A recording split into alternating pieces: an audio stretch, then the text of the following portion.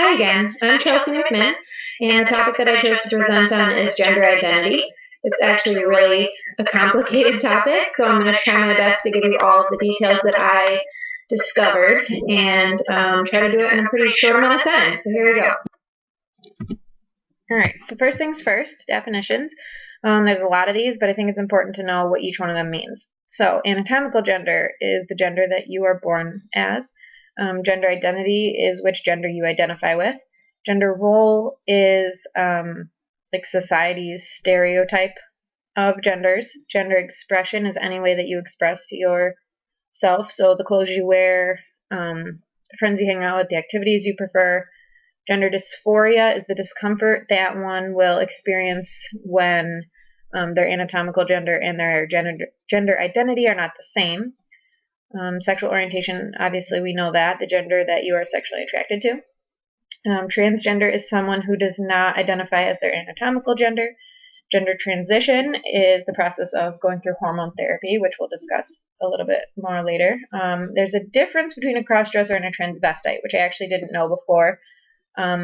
Both will wear clothes opposite of their anatomical gender, but the difference is a crossdresser doesn't always do it in order to identify as the opposite gender, whereas a transvestite does do it to identify as the opposite gender.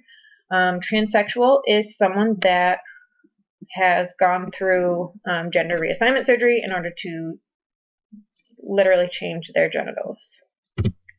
Alright, so during childhood, children are obviously developing knowledge about their gender. So this is based on modeling and the society.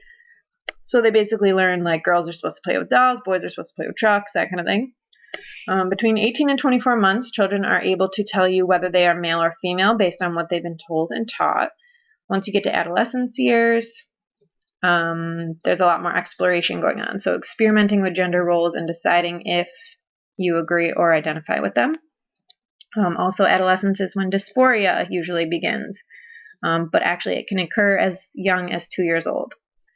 It actually makes sense that adolescence is the time that dysphoria would begin because it's the time, obviously, of puberty and increased exploration of sexuality. But also, adolescence is usually when genders become separated. So think of like gym class locker rooms, high school bathrooms, and also there's not really co-ed sports teams anymore. So previously it was thought that gender identity differences came from single parenting or like exposure to only one gender growing up. But more recently, there's been biological evidence that shows the possibility of the brain not being sexually differentiated in line with chromosomes, gonads, and genitals. Alright, so first I just want to say transgender does not mean the same as homosexuality. If you are transgender, you are not automatically homosexual. So sexual orientation, as we know, is determined actually by anatomical gender. So if someone is born a man but identifies as a woman, however they are attracted to men, they are homosexual. And then the 5 circles of sexuality, sensuality, intimacy, sexual identity, reproduction, and sexual health are all relevant to this topic, but they're not really any different when looking at them through a transgender lens. So transgender individuals still have the right to enjoy sex and relationships with whomever they choose, and of course they still have the right to reproduction and full sexual health care. Alright, so this is actually a huge debate around whether gender identity disorder is a legitimate disorder. The debate has gone through each edition of the DSM, but it's currently in the DSM-5 as its own gender identity category. So it's actually interesting. There's been a lot around this, actually. So I'm just going to give you a couple of quotes from some of the sources that I found just to kind of get your brain thinking, and I'd be interested in your opinions, actually, in your comments, because I couldn't really decide which side I was on with this. So here's an example. If a woman told a psychiatrist that she was a gorilla, this would be classified as a bizarre delusion, according to the text for schizophrenia. If she said she was the last Neanderthal left on Earth, this would also be a bizarre delusion. But if she tells him she is a man trapped in a female body, the psychiatrist agrees to have her body fixed. So if gender identity disorder is a mental disorder, then its core symptom is a symptom of mental disorder. The claim to be a man must be disordered, incorrect, mistaken, delusional, disturbed, or false, and it is not.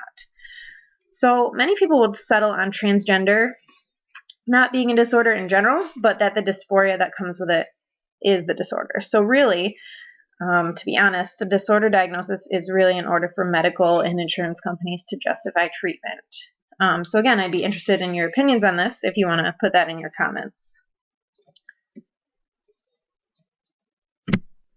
All right, so when a child first shows behaviors of possibly being transgender, parents aren't really sure how to react. Is this normal? Is this a phase? Will they grow out of it? Should I contact a professional? What are our thoughts on this? So it's kind of a crazy time, but later in life there are some options when severe dysphoria starts to occur. Like I said before, gender reassignment surgery, when an individual has their genitals surgically switched. Hormone therapy, where an individual will actually take hormones to become pretty much as close as they can to the opposite sex without changing their genitals. And then there's therapy options, but actually some transgender individuals don't even experience dysphoria and they don't really need any treatment. They're just fine with their anatomical gender being different than their identified gender. All right, and lastly, trauma and social justice. So obviously, as all minorities, transgender population is a target for stereotyping, bullying, and discrimination. So again, with the debate, is it really ethical to deny someone their ability to change their sexual gender, literally? So there is some people that will argue that gender reassignment is equal to plastic surgery, and it's a desired procedure, not a necessary one.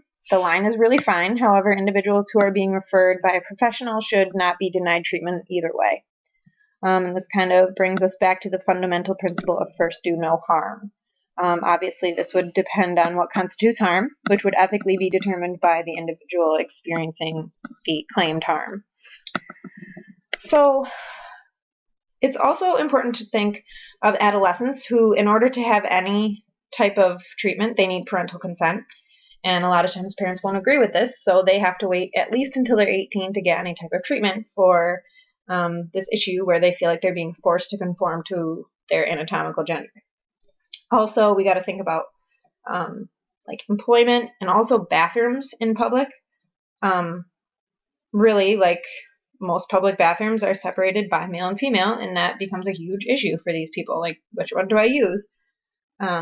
Obviously, they want to use the one that goes along with their identified gender. However, society isn't so accepting of that.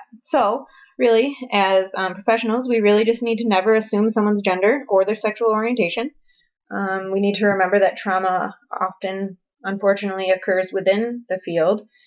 And so we need to be mindful, respectful, and interested, not judgmental. And it's technically part of cultural competency, really. If you don't know, don't judge, just ask. And that's it. Thanks, guys.